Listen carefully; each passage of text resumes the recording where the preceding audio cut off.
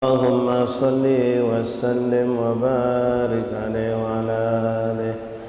Tolong kipas itu ikut mati ke itu mubadir. Yang nak nyari kipas maju ke depan sekalian dengar ilmu. Bukan itu yang itu pas gantung itu. Pas gantung pas mubadir mati kan. Hari dingin. Jangan sikau kipas. Itu yang gantung itu yang belakang itu. Itu la haula wala quwwata illa billah. Pas gantung ke atap itu coba poros masjid matikan itu mubadir. Siapa nak bagi pas maju ke depan, ambil ilmu di depan bukan di belakang.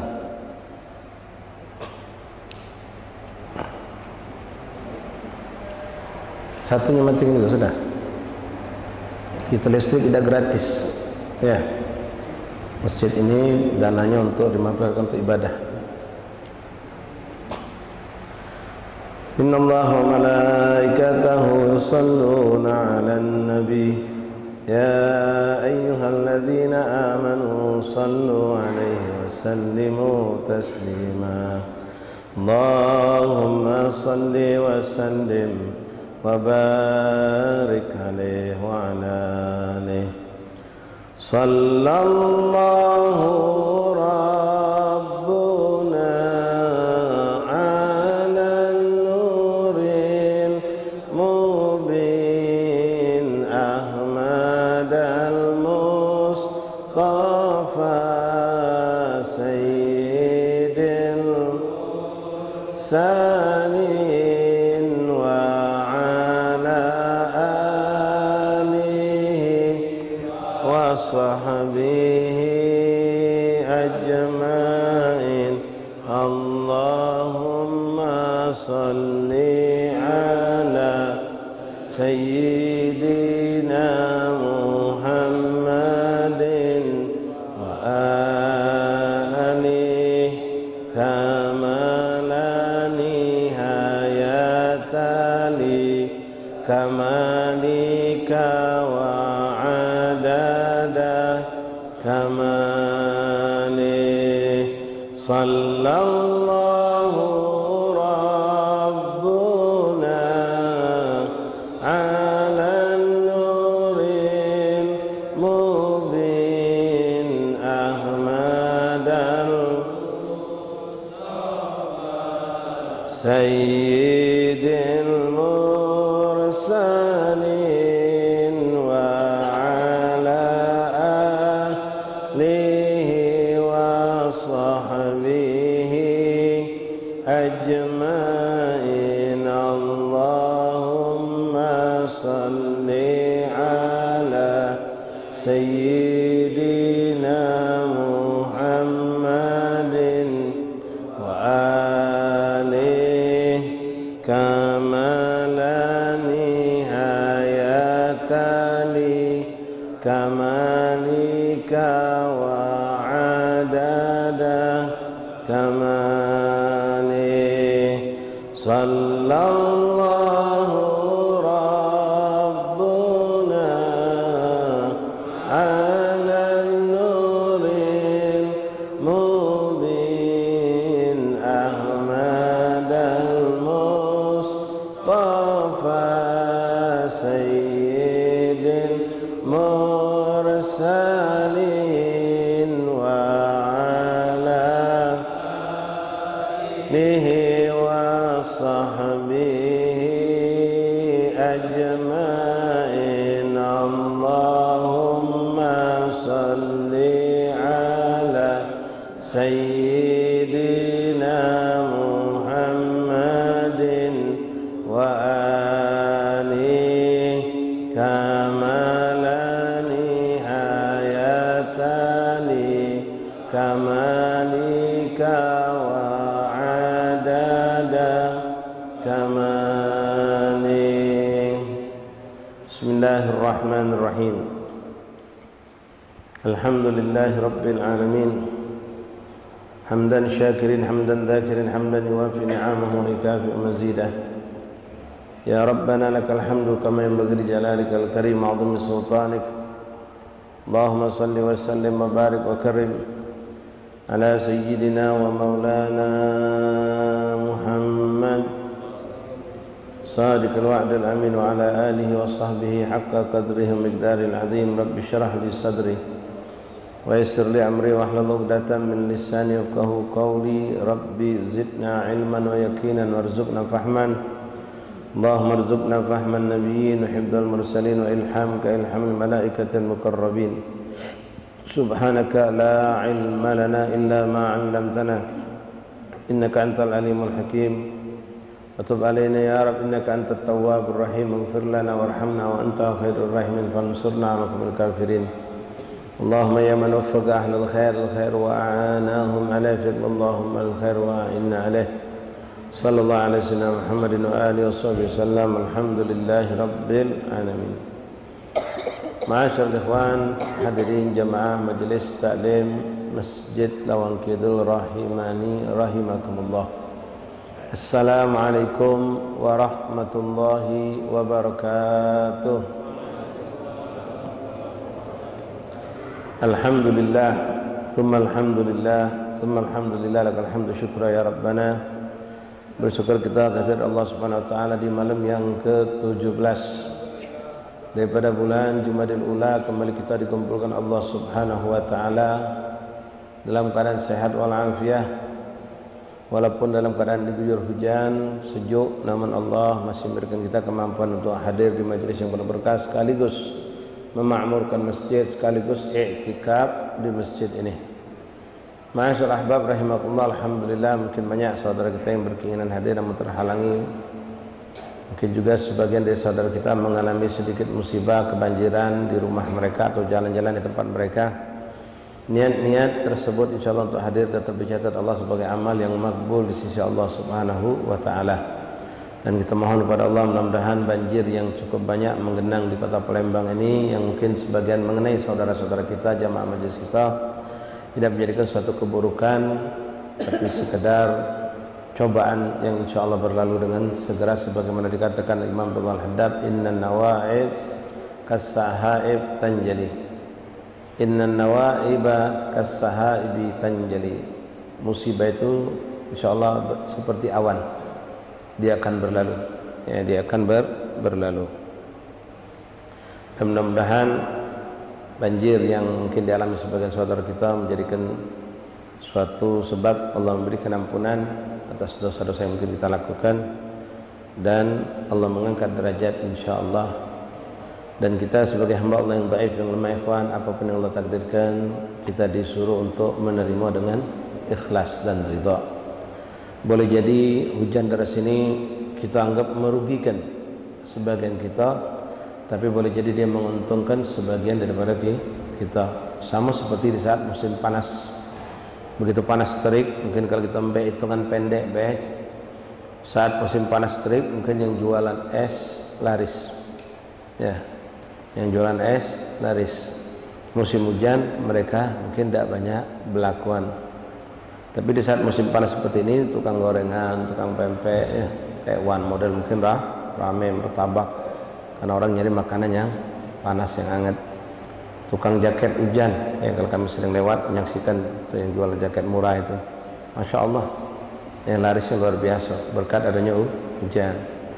Ya mungkin ikut ketimpuan rezeki juga, walaupun ini sebenarnya tidak boleh kalau diharapkan. Ya dengan hujan ini mungkin banyak orang sakit, obat laku, rumah sakit penuh, dokter dapat pasien. Ya, ini semua perputaran Allah yang ngatur.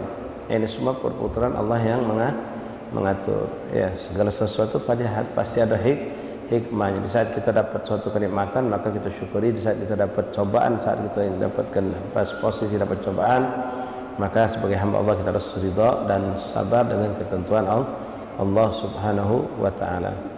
Hamba yang tidak bersyukur, panas dia ngerutuk, hujan dia ngerutuk, ya, dan tidak boleh ikhwan kita ngerutuk apalagi sampai melaknat apa yang diberikan Allah. Hujan kita rutuki, kita bahkan sampai keluar kalimat-kalimat kotor. Ya, padahal itu nikmat Allah, rahmat dari Allah Subhanahu wa taala. Ala kulli hal, semua itu datang dari Allah, baik untuk kita insyaallah taala. Kalau kita nak bahas panjang sekali, lebar panjang. Tak musim hujan ini ada 1001 manusia dapat keberuntungan, walaupun mungkin ada 100-200 manusia merasakan dapat kerugian. Bukan cuma kita yang dapat untung dan rugi, begitupun Allah tentukan untuk binatang, hewan-hewan, tumbuh-tumbuhan pun sama. Ya, mungkin tumbuh-tumbuhan kalau Pacak ngomong mungkin sukacita, senang dengan adanya hujan. Saat panas terik mereka ketakutan, takut terbakar dan seterusnya. Apapun yang datang dari Allah khair, kullu ma ja' min indillah khair. Apa yang segala pun datang dari sisi Allah maka itu baik, ya. Ma'asyar ahbab rahiman rahimakumullah, kalau hujan turun seperti ini kita disunahkan memperbanyak doa, karena termasuk salah satu waktu yang mustajab yang disampaikan oleh Rasulullah inda nuzulul ghaits, ketika turunnya hujan. Hujan kapanpun, bukan hujan pertama kali setelah kemarau baik. Yang hujan kapanpun hujan itu berkah, itu membawa kebaikan. Di antaranya doa mustajab. Kemudian untuk hujan turun kita disunahkan membaca doa Allahumma sayyibna nafi'an, ya Allah jadikanlah siraman ini memberikan manfaat. Ma'asyar ahbab hadirin rahimani rahimakumullah, melanjutkan kembali pembacaan kitab Sabilul Idzikar Imam Abdullah bin Ali bin Muhammad Al-Haddad. Bismillah.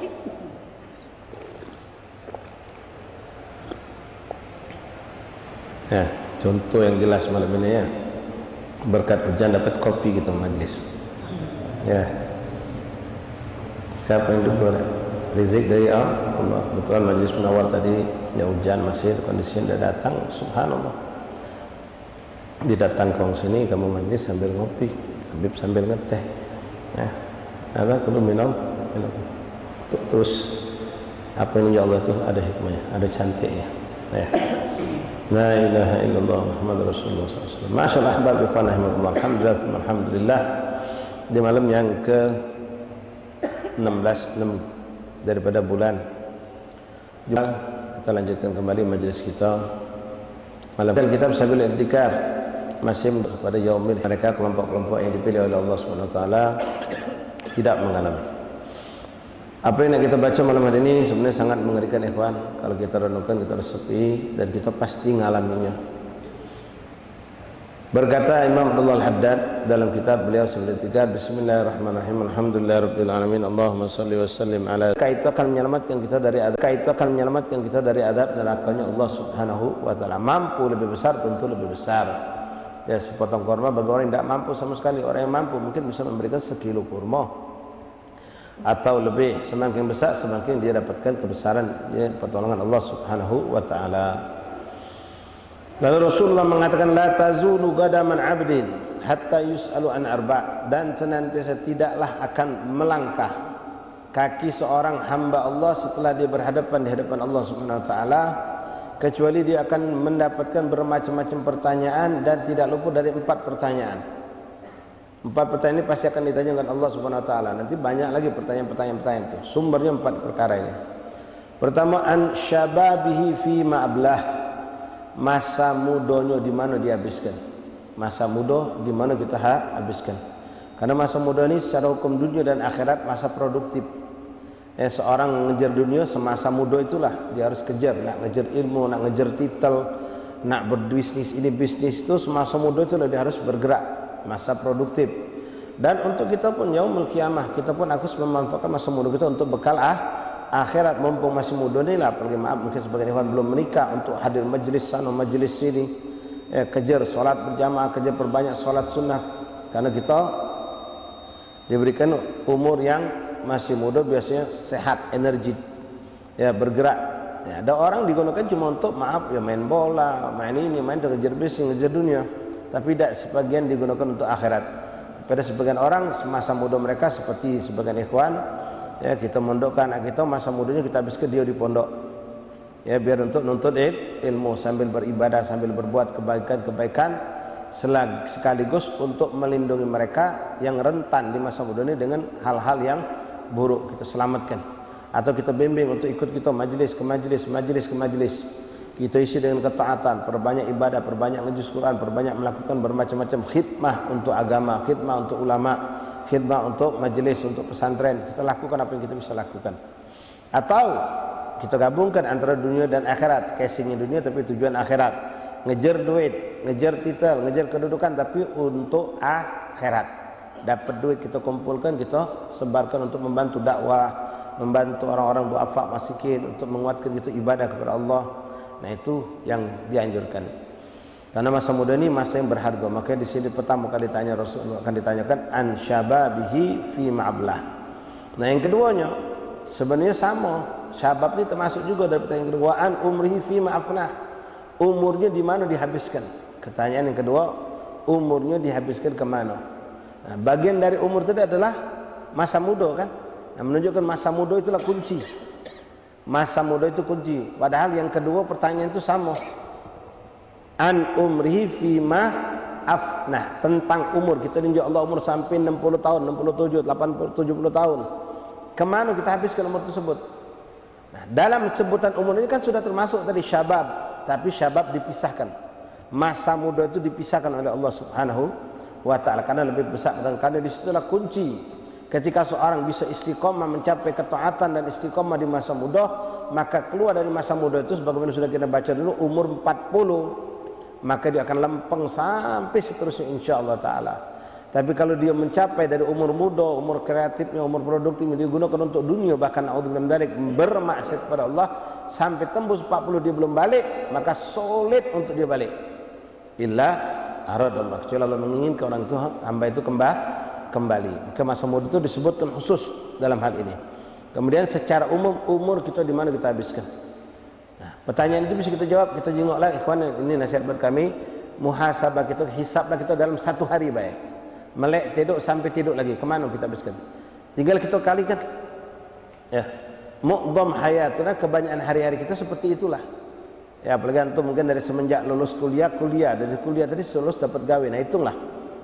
Kemana? Sekian jam dari sekian jam duduk di pasar, sekian jam duduk di kantor, dari jam sekian sampai jam sekian duduk di kuliahan. Balik maghrib sampai rumah ngapur, lalu kita hisab berapa banyak ibadahnya kita, berapa banyak ibadahnya kita. Imam Ghazali pernah menyebutkan, ya, umur manusia itu dibagi menjadi tiga bagian. Kalau kita hitung 24 jam dalam sehari, tidurnya manusia itu kebanyakan 8 jam sehari, 8 jam dalam satu hari. Kalau lebih itu kelebihan, ya, kalau mampu kurang cantik. Nah, 8 jam itu sepertiga hari kita. Berarti sepertiga umur kita sudah gunakan untuk tidur. Kalau orang itu tidur tanpa menjalankan sunnah Rasulullah, maka haba'an mansurah. Nol. Tidur itu tidak ada nilai sama sekali di sisi Allah. Tapi ketika tidur itu dia niatkan untuk ibadah, niatkan untuk menguatkan badannya, bangun tidur untuk taat, untuk ibadah, untuk mencari dunia yang halal, lalu dia tidur praktek sunnah Rasulullah, maka 8 jam tidur bernilai ibadah di sisi Allah. Bernilai 8 jam itu ibadah di sisi Allah. Nah, sisanya 12, ya, 16 jam sisa. 16 jam itu kemana kita gunakan? Kalau kita hitung ikhwan, 16 jam itu untuk sholat 5 waktu, katoklah 5 waktu ini kita habiskan. Setiap waktu sholat kita ambil waktu, katoklah 20 menit. Termasuk gobliyah dia itu, katoklah 20 menit. Baru berapa? 100 menit. Embeklah 2 jam. Embeklah 2 jam. 2 jam masih sisa 16. Nah, 16 jam ini kemana? Pertanyakan beri 16 jam ini kemana? Ini kalau orang awam ya. Kalau antum fadhilullah, antum masyaallah tadi mungkin asal kalau tidak kata hujan mungkin majlis. Maghrib majlis lagi. Ada yang jambung lagi isya majlis, ada yang maghrib, ada yang isya majlis. Itu sudah alhamdulillah kita dengan izin Allah fadhilullah umur kita 3 jam dalam setiap hari kita gunakan untuk majlis taklim. Termasuklah kalau model masjid, iktikaf di masjid masuk. Menghidupkan syiar Islam masuk di situ. Nah, beruntung kita yang dengan takdir Allah hadir di majlis ilmu, majlis zikir. Nah, sisanya kemana? Nah, kalau orang yang sibuk dengan pekerjaan dunia mungkin dia sudah bisa ngitung, aku dari jam 8 sampai jam 4, 9, 10, 11, 12, 1, 2, 3, 4, 8 jam untuk urusan dunia. Urusan dunia ini pun sama seperti tidur ya kawan.